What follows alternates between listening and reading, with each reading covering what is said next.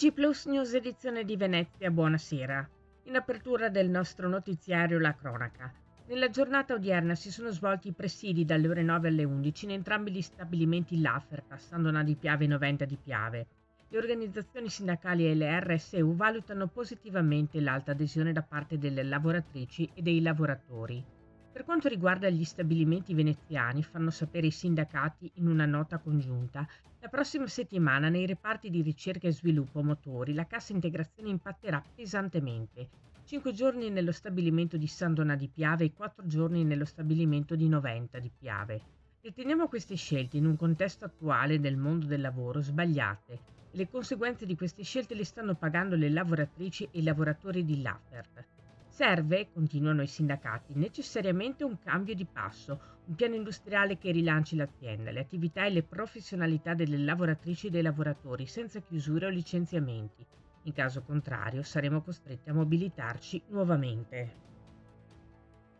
La città metropolitana comunica che nella tarda mattinata di oggi, giovedì 23 gennaio, si è attivato l'allarme antincendio dell'Istituto Pacinotti di Mestre dopo aver registrato la presenza di fumo all'interno di una stanza della scuola al piano terreno. L'allarme ha immediatamente innescato il sistema di estinzione a sali di potassio, generando una voluminosa nube di fumo oltre all'allerta sonora. La tipologia dell'impianto dell'Istituto Pacinotti che si è attivato oggi è specifico per le biblioteche e gli archivi in maniera da non danneggiare i libri di carta nel caso di attivazione senza fuoriuscita di acqua.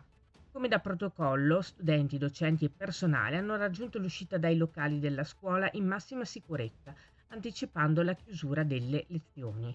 Sul posto sono immediatamente intervenuti i vigili del fuoco e la polizia locale, che assieme al personale scolastico e della città metropolitana hanno confermato la totale assenza di pericoli imminenti. La politica.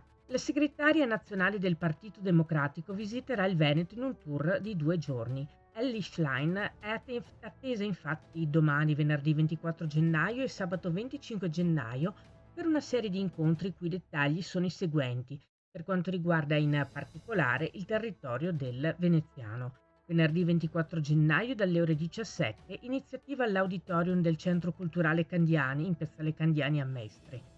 Sabato 25 gennaio dalle ore 15:30, iniziativa Partecipazione, Democrazia, Legalità in Piazza Garibaldi a Eraclea. Cambiamo decisamente argomento, passiamo alla pagina della cultura e degli spettacoli. Sono state annunciate oggi le nomination degli Oscar 2025 e nella rosa delle candidature 6 film sono stati presentati alla Mostra Internazionale d'Arte Cinematografica della Biennale di Venezia, con 17 candidature complessive. I 6 film nominati sono Il Leone d'Argento per la regia alla 31esima Mostra 2024 The Brutalist di Brady Corbett, il film premiato per la sceneggiatura all'81esima Mostra Io sono ancora qui di Walter Salles, Maria di Pablo Larraín, September 5, diretta che cambia la storia di Tim Fellbaum, e 2 cortometraggi d'animazione della sezione Orizzonti dell'80esima Mostra 2023, In the Shadow of the Cypress di Hossein Molayemi e Shirin Sohani e Wonder to Wonder di Nina Ganz. La Biennale di Venezia si congratula vivamente, si legge in una nota, con tutte le personalità e le produzioni nominate e con Isabella Rossellini, candidata per il film Conclave come migliore attrice non protagonista. Si chiude qui il nostro notiziario. Grazie per essere stati con noi. Arrivederci.